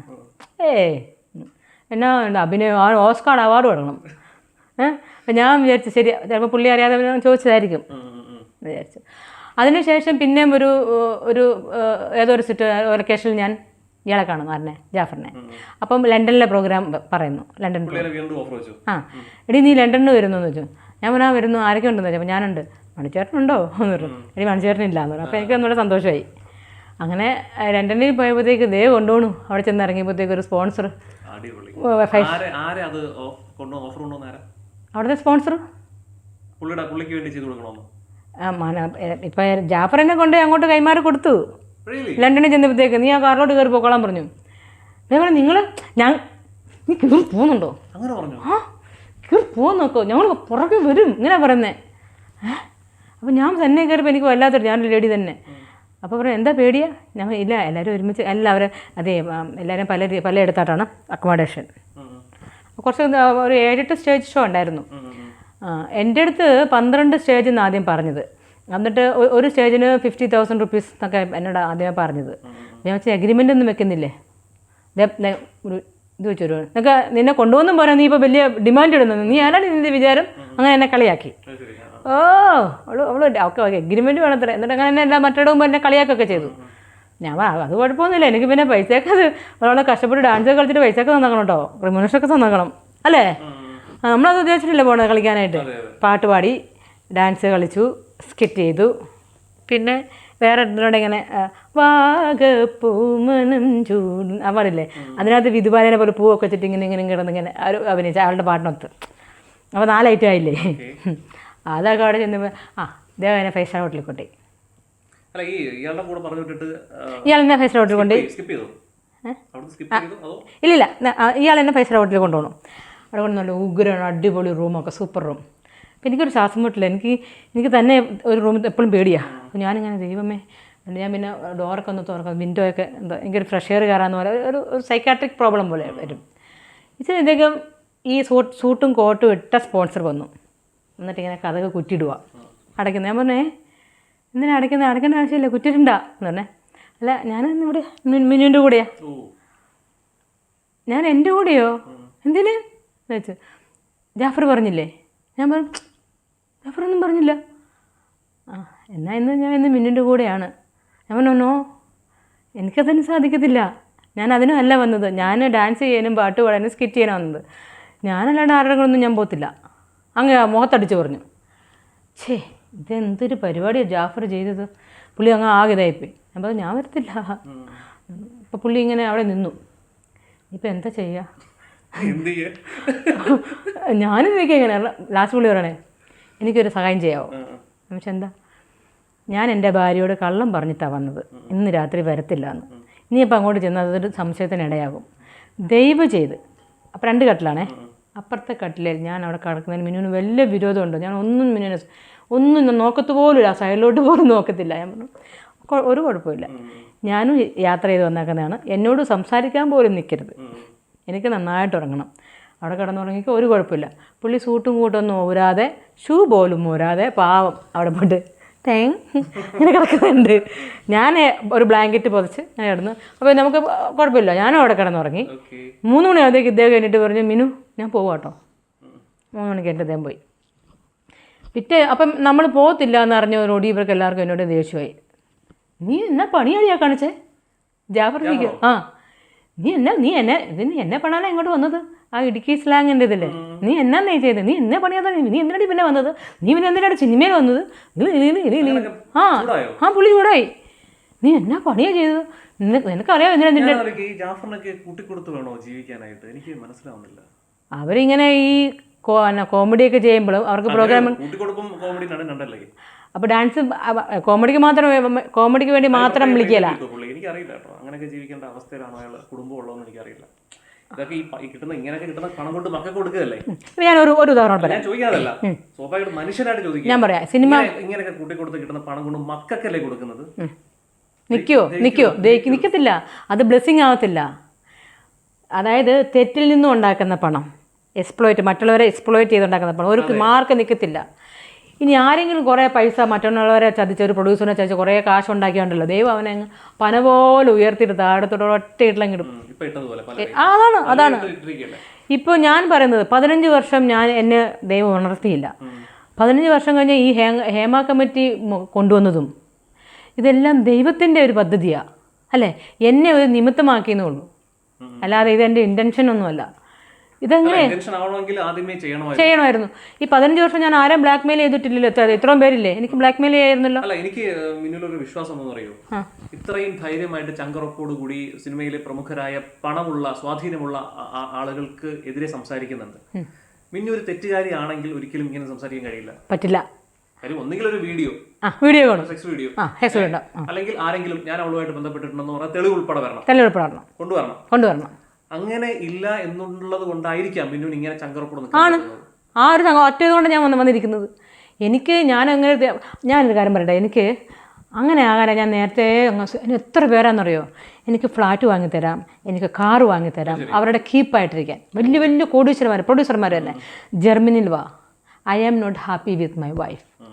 ഞാൻ അവിടെ ഒരു വീട് തരാം മിനു അവിടെ താമസിച്ചു. ഞാൻ ആ ഓഫർ എടുത്തിട്ടില്ല. കാരണം നമ്മൾ ഒരു പെണ്ണിൻ്റെ കഞ്ഞി പാറ്റായിരിക്കുന്നത്. അയാൾക്കൊരു ഭാര്യ ഉള്ളതാണ്. ആ ഭാര്യ സഹകരിക്കുന്നില്ലെങ്കിൽ അതെൻ്റെ തെറ്റല്ല, അത് അയാളുടെ എന്തെങ്കിലും കുറവുണ്ടായിരിക്കും എന്നും പറഞ്ഞാൽ ഒരിക്കലും ഞാൻ ഒരു പുരുഷന്മാരെയും ഭാര്യമുള്ള ഒരു പുരുഷന്മാരുടെ ഞാൻ ഫ്രണ്ട്ഷിപ്പ് ആകത്തില്ല. ഫ്രണ്ട്ഷിപ്പ് ആവും, ഹായ് അത്രേ ഉള്ളൂ. എന്നാൽ കല്യാണം കഴിക്കാത്ത ആമ്പിളാരൊക്കെ ഇല്ലേ, അവരോടൊക്കെ ഒത്തിരി പറഞ്ഞ് ചിരിക്കും, തമാശകളൊക്കെ പറയും, ലിമിറ്റേഷൻ ചെയ്ത് അവരോട് ഇച്ചിരി ഓപ്പണായിട്ട് സംസാരിക്കും. കാരണം എനിക്ക് ന്യൂ ട്രെൻഡിനോടൊക്കെ ഭയങ്കര ഇഷ്ടമാണ്. ഇനിയിപ്പോൾ ഇത് യൂട്യൂബ് എടുത്തുകൊണ്ട് പോകും. നമ്മൾ അവരോട് നമുക്ക് എന്തുകൊണ്ട് സംസാരിക്കാൻ ചിരിക്കാം, അതൊക്കെ. പക്ഷെ നമ്മളൊരു വിവാഹിതനോട് സംസാരിക്കുമ്പോൾ അവൻ പെട്ടെന്ന് നമ്മൾ അറ്റാച്ച് ആയാലോ, നാളെ അയാൾക്ക് എന്നെ മിസ്സാവും. നിൻ്റെ അടുത്ത് മിണ്ടിയില്ല, അപ്പോൾ അയാൾ ഞാൻ ചിരിക്കത്ത് പോലുമില്ല. അപ്പം നാളെ അയാൾ എന്നെ വിളിക്കും. അപ്പം ആ ഭാര്യനേക്കാളും ഒരു അറ്റൻഷൻ എന്നോട് വേണ്ട. മനസാക്ഷിയുണ്ട്. മനസാക്ഷിയുണ്ട്. കാരണം എനിക്കൊരു മോളുള്ളതാണ്. കാരണം ദൈവത്തിന് എന്തെങ്കിലും നമ്മൾ പേടിക്കണം കേട്ടോ. ദൈവത്തിനെ അല്ലാണ്ട് വല്ല കളി ദൈവം നമുക്ക് പണി തരും. എനിക്കിന്ന് വരെ, ഞാനൊരു സിംഗിൾ പേരൻ്റായിരുന്നു 2016 വരെ. എനിക്കൊന്നും പറ്റിയിട്ടില്ല. ഞാൻ കഴുകന്മാരുടെയും സിംഹത്തിൻ്റെ ഒക്കെ വായിൽ നിന്ന് പോയിട്ടും പോറൽ പോലും വെക്കാതെ ഞാൻ പുറത്തു വന്ന ആളാണ്. എന്തുകൊണ്ടാണെന്നറിയാം, ഞാൻ ആരെയും ദ്രോഹിക്കാൻ നിന്നിട്ടില്ല. നമ്മൾ മാറി പോകാനാണ് നിൽക്കുള്ളൂ. പിന്നെ എല്ലാവരും കയറി നമ്മൾ അറ്റാക്ക് ചെയ്യാൻ വരുമ്പോൾ നമ്മൾ തിരിച്ച് അറ്റാക്ക് ചെയ്തിട്ടുണ്ട്. ഞാൻ ആരെയും അങ്ങോട്ട് ഉപദ്രവിക്കാറില്ല, ഇങ്ങോട്ട് വന്നാൽ വിടത്തില്ല. അതെൻ്റെ ഒരു സ്വഭാവമാണ്.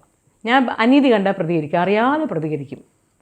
എനിക്ക് അങ്ങനെയൊന്നും പേടിയൊന്നുമില്ല, പ്രതികരിക്കും. അത് എവിടെയാണെങ്കിലും, ഇവിടെ സിനിമ ഫീൽഡിൽ നിന്നല്ല, ചെന്നൈയിലായിരുന്നപ്പോഴും ദുബായിലായിരുന്നപ്പോഴും പ്രതികരിച്ചിട്ടുണ്ട്, എപ്പോഴും പ്രതികരിക്കും. എനിക്കത് അതിനുശേഷം എന്നെ ആരും ഉപദ്രവിച്ചിട്ടുമില്ല. അങ്ങനെ വളരെ ക്രിട്ടിക്കലായ ഒരു ചോദ്യം ചോദിക്കാൻ പോവാണ്. മലയാള സിനിമയിൽ നിൽക്കുന്ന പ്രമുഖ നടന്മാരെ കുറിച്ച് എന്താ അഭിപ്രായം? പ്രമുഖ നടന്മാരോ? പ്രമുഖ നടന്മാരെ കുറിച്ച് പറയുകയാണെങ്കിൽ എല്ലാവർക്കും അവരുടേതായ പേഴ്സണൽ കാര്യങ്ങളുണ്ട്, അവർക്ക് അവരുടേതായ പ്രൈവസി ഉണ്ട്. എക്സാമ്പിൾ ഞാൻ പറയാം. എക്സ് എന്ന് പറഞ്ഞൊരു നടൻ, അദ്ദേഹത്തിനെ കുറിച്ച് മലയാള സിനിമയിലെ പ്രേക്ഷകർക്ക്, മലയാളിക്കെല്ലാം അറിയാം. അദ്ദേഹം ആ രീതിയിൽ ബിഹേവ് ചെയ്യുന്ന ഒരാളാണ്. ഓക്കെ. പക്ഷെ അദ്ദേഹത്തിനെ കുറിച്ച് ഒരൊറ്റ കംപ്ലൈന്റ് പോലും എന്നെ പീഡിപ്പിച്ചേ എന്ന് പറഞ്ഞൊരു പെൺകുട്ടി വന്നിട്ടില്ല. എന്നാൽ അദ്ദേഹം പല 4000-ലേറെ സ്ത്രീകളുമായി പ്രണയിച്ചിട്ടുണ്ടെന്ന് പറയപ്പെടുന്നുണ്ട്. ഓക്കെ. അദ്ദേഹം പേര് പറയുന്നില്ല. ഓക്കെ. പക്ഷേ ഒരു പെൺകുട്ടി പോലും അദ്ദേഹത്തിനെതിരെ വന്നിട്ടില്ല. എന്തുകൊണ്ടായിരിക്കാം? അദ്ദേഹത്തിന്റെ ബിഹേവിംഗ് ആണോ, സ്നേഹമാണോ, കെയറിംഗ് ആണോ, അതല്ല വേറെ എന്തെങ്കിലും കാര്യങ്ങളായിരിക്കും? ഞാൻ അദ്ദേഹത്തിനോട് പോയിട്ടില്ല, അല്ലെങ്കിൽ ഞാൻ പറയായിരുന്നു.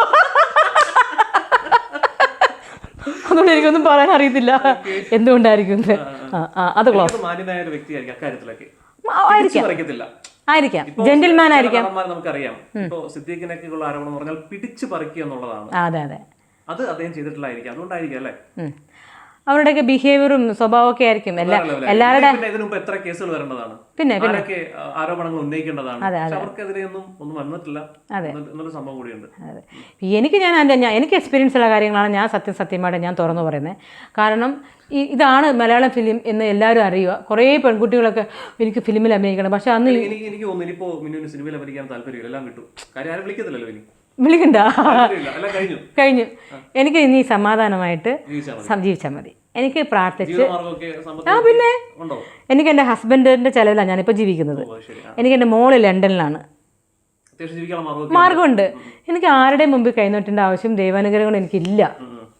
ഞാൻ റിയലി സെറ്റിൽഡ്. ഇനി ആരെങ്കിലും ഓഫർ ആയിട്ട് ഒന്ന് സ്വീകരിക്കും? മീൻസ് ഇതേപോലെ കേസ് ഒത്തീർപ്പാക്കണം എന്ന് പറഞ്ഞ് സ്വീകരിക്കും, അതോ ഇതിന്റെ അവസാനം വരെ പോകും? ചില ആളുകൾ വന്നിട്ട് ഫാമിലിയൊക്കെ ഉള്ളതാണ്, വിട്ടേക്ക്, ഞങ്ങൾ ജീവിച്ച് പൊക്കോട്ടെ എന്ന് പറഞ്ഞാൽ ഒന്ന് കോഷ് ചെയ്ത് കളയാമെന്ന് ചോദിച്ചാൽ അങ്ങ് വിട്ടു, ചിലരൊക്കെ ഒഴിവാക്കും. നാളത്തെ കാര്യം ഒരു ഗ്യാരണ്ടി ഇല്ല അല്ലേ? നാളെ ഞാൻ ജീവിച്ചിരിക്കുന്നു അറിയത്തില്ല. ജീവിച്ചിരുന്നാൽ ഇതേപോലെ ആരെങ്കിലും വന്ന് കാല് പിടിക്കുന്നു. നാളെ ഇല്ല, ഞാൻ ഒരിക്കലും ഞാൻ ഇസ്ലാമിലോട്ട് വന്ന സ്ഥിതിക്ക് ഞാൻ പറയുകയാണ്, ഞാൻ നാളത്തെ sorry, thank you so much. Okay.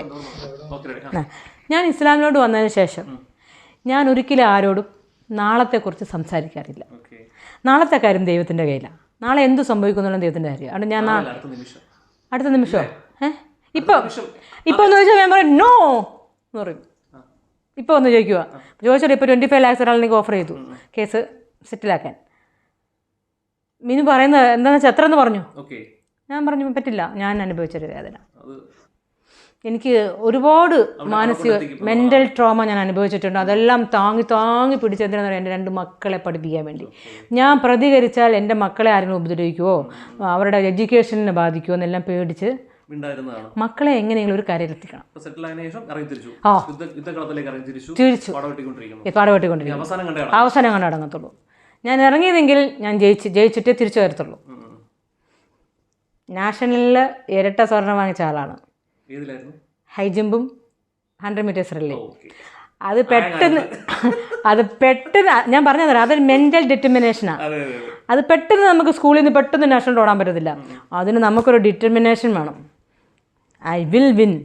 അതിനൊരു ഹാർഡ് വർക്ക് ചെയ്യണം, രാവിലെ എണീക്കണം, പ്രാക്ടീസ് ചെയ്യണം അല്ലേ? അങ്ങനെ നമ്മുടെ ഹാർഡ് വർക്കും കൊണ്ടാണ് നമ്മൾ അവിടെ എനിക്കത് നേടാൻ കഴിഞ്ഞതെങ്കിൽ ഇവിടെ ഞാൻ നീതിക്ക് വേണ്ടിയാണ് പോരാടുന്നത്. ഉറപ്പാണ്, ഞാൻ നീതി നേടിയിരിക്കും, ഉറപ്പാണ്. എനി എക്സ്റ്റെന്റ് പറയും, അന്തസ്സോടെ ജീവിക്കും ഞാൻ. എനിക്ക് ഒരു കുഴപ്പമില്ല, പിള്ളേരൊക്കെ വലുതായല്ലോ, ഇനി പിള്ളേരായി എനിക്ക് അതൊന്നും അറിയില്ല. ഞാൻ വിടൂല. ഞാൻ ഇതാണ് കേസ്. ഇത്രയെല്ലാം കാര്യങ്ങൾ സിനിമാ ഫീൽഡിൽ എത്രത്തോളം പെൺകുട്ടികളുടെ ശാപവും കണ്ണുനീര് ഇവർ അർഹരായിട്ടുണ്ടാവും ഒന്ന് മനസ്സിലാക്കുക. എത്ര സത്യമാണല്ലേ. ഭയങ്കര പരമ രംഗത്ത് വരുന്നു, അല്ലെങ്കിൽ മറ്റൊരു നടി മാത്രം രംഗത്ത് വരുന്നു, ആയിരക്കണക്കിന് പെൺകുട്ടികൾ ഇങ്ങനെ കരഞ്ഞിട്ടുണ്ടാവില്ല. കരഞ്ഞു. അവർക്ക് ഇതുപോലെ പറഞ്ഞു. അവരിൽ നിന്ന് ഞാൻ പറയുന്നത് കേട്ട് അവർ ദൈവമേ നന്ദി പറയുന്നുണ്ടാക്കി. എനിക്കറിയാം. ഓ, എനിക്ക് പറയാൻ പറ്റുന്നില്ല. ഓരോന്നൊക്കെ നമുക്ക് കാണും, ചങ്ക് പൊട്ടി പോവുക. ഏതോ ഒരു ഫിലിം ലൊക്കേഷൻ നിന്നപ്പോൾ അവരുടെ അമ്മേനെയും മകളെയും ഒരു റൂമിൽ കൊണ്ടിട്ടിട്ട് എല്ലാവരും, ക്യാമറമാനും ലൈറ്റും ബോയ്സും എല്ലാവരും വന്നിട്ട് ഇതുവരെ അവരെ ഡയറക്ടറെ കാണിച്ചില്ല. ദിവസവും അവരെ വന്ന് മാറി അവരെ, എന്നിട്ട് അവർ പറയും ഞങ്ങൾക്ക് എങ്ങനെയെങ്കിലും ഇവിടെ നിന്ന് പോകണം, 5 പൈസ ഇല്ല എന്ന് പറഞ്ഞപ്പോൾ ഞാനാണ് അവരെ സഹായിച്ചത്. അവരോട് അപ്പം തന്നെ പോയി. അങ്ങനെ ചൂഷണം ചെയ്തവരുണ്ട്. സിനിമയിൽ അഭിനയിപ്പിക്കാമെന്ന് പറഞ്ഞ് ഒരു ഹോട്ടലിൽ കൊണ്ടുപോയി അവരെ കടത്തി. ഇനി വേറൊരു കാര്യം, ഈ അടുത്തിടെ നടന്ന സിനിമയിൽ ഒരു സ്ത്രീയെ കൊണ്ട് നിർത്തിയിരിക്കുകയാണ് ബലിയാടായിട്ട്. ഇവരുടെ സിനിമ നടക്കുമ്പം ഇവർക്ക് ഫുഡിന് മെസ്സിന് 20,000 വേണം ഒരു ദിവസം. അതിന് ഇവർക്കൊരു പ്രൊഡ്യൂസറെ വേണം. ആ 20,000 വേണം മാത്രം. അയാൾ വന്ന് 20,000 തരുന്നു. അന്നത്തെ ആ ഫുഡിൻ്റെ കാര്യങ്ങളെല്ലാം റെഡിയാവുന്നു. അതിനുവേണ്ടി ഈ പാവം കുട്ടി, ഈ ബലിയാടി കുട്ടീനെ എല്ലാവരും ഡെയിലി അതിനെ ഉപയോഗിക്കുകയാണ്. ആ കുട്ടീനെ, ഒരു പെൺകുട്ടീനെ അതിനെ നിർത്തിയിരിക്കുകയാണ്. ഇത് എന്തൊരു ക്രൂരതയാണ് നടക്കുന്നത്. നിങ്ങൾ അറിയണം. ഇനിയെങ്കിലും എനിക്ക് പറയാനുള്ളത്, എവിടെ ലൊക്കേഷൻ ഉണ്ടായാലും അവിടെ നമ്മുടെ ഗവൺമെൻറ് അവിടെ ഇടപെടണം. നമ്മുടെ ജനങ്ങളവിടെ ആരൊക്കെയാണ്, ഇന്ന റൂമിൽ ആരൊക്കെയാണ് ഉണ്ടാകണം. ഇനിയും ഒരു പെണ്ണിനെയും ആരും ചൂഷണം ചെയ്യരുത്. എനിക്ക് അത്ര, കാരണം എനിക്കുണ്ട് ഒരു മകള്. അല്ല, അപ്പോൾ മിന്നുവിനെതിരെ പുതിയ ആരോപണങ്ങളുമായിട്ട് ചില ആളുകൾ ടാർഗറ്റ് ചെയ്യാന്ന് ഞാൻ അറിഞ്ഞു. ന്യൂസിൽ കണ്ടതാണ്. ന്യൂസിലോ? മലയാളം മറുനാടൻ മലയാളി, അതിലൊരു ഷാജൻസ്കറി എന്ന് പറഞ്ഞ, അയ്യേ അതൊരു ചാനലാ. ചീള കേസ്. അവനല്ലേ വേണ്ട. ഇഷ്യൂസ് എനിക്കൊന്നുമില്ല. താങ്കൾക്കെതിരെ ഇങ്ങനെ വാർത്തയായിട്ടൊക്കെ വന്നു. വല്ല കാശ് വാങ്ങിച്ചിട്ടുണ്ടാകും എല്ലാവരുടെ കയ്യിൽ നിന്ന്. മുകേഷിൻ്റെ നിന്നോ ബാലേന്ദ്രമേനോ എന്നൊക്കെ വല്ല കാശ് വാങ്ങിച്ചിട്ടുണ്ടെങ്കിൽ. ഇവനിട്ടല്ലേ പണ്ട് എയർപോർട്ട് വെച്ച് അടി വാങ്ങിയത്. ഇവനെ ഞാൻ എയർപോർട്ടിൽ കണ്ട, എന്നെപ്പറ്റി എന്തെങ്കിലും അനാവശ്യം പറഞ്ഞോ, അവനാഴ്ച കണ്ട എയർപോർട്ടല്ല, എൻ്റെ മുമ്പിൽ കണ്ട അവൻ്റെ പാലിലോ ഒറ്റൊരെണ്ണം കൊടുക്കും. എന്നിട്ട് ഞാൻ അയ്യേ അവനൊക്കെ ചീളി കേസ്. അവനൊന്നുമല്ല. ചാനൽ നോട്ടിപ്പോൾ ഞാൻ പിടിച്ചല്ലോ, വല്ല മാതൃഭൂമിയോ, ന്യൂസ് 18, ഏഷ്യാനെറ്റ്, കേരള വാർത്ത, മലയാള വാർത്ത ഒക്കെ പറ. അതൊക്കെയാണ്, അതിനൊക്കെയാണ് ചാനൽ എന്ന് പറയുന്നത്. ഇവനൊക്കെ പോലെ ഈ മലയാളം മറന്നാടി അടിയും കൊണ്ട് ചാകാറായി ഇപ്പോഴും വന്നിട്ടിരുന്നു. അയ്യേ ഫോട്ടോ പുല്ല്, വെറും പുല്ല്. അയ്യേ അവനൊക്കെ പേര് പറയാൻ നാണില്ലേ. ചീള് കേസാണ് അതൊക്കെ, ചീള് കേസ്. അത് I don't bother about him. അതൊന്നും ഒരു കാര്യമില്ല. അതിപ്പം മിക്കവാറും കൊടുത്തുണ്ടെങ്കിൽ ഇങ്ങനെ പറ, മിനു 2 പടത്തിലേ അഭിനയിച്ചിട്ടുള്ളൂ, 50 നടന്മാരറിയാം, അങ്ങനെയൊക്കെ ആൾ പറയുന്നുണ്ട്. അവന് അത്രേ വിവരമുള്ളൂ. ഞാൻ എത്ര ഈവനൊക്കെ വിചാരിച്ചാൽ എന്നെ ഡിമ്മാക്കാൻ പറ്റുമോ? ഞാൻ മിനുവാ. പുലിയാന്ന് പറയുന്നില്ല, മിനു തന്നെ.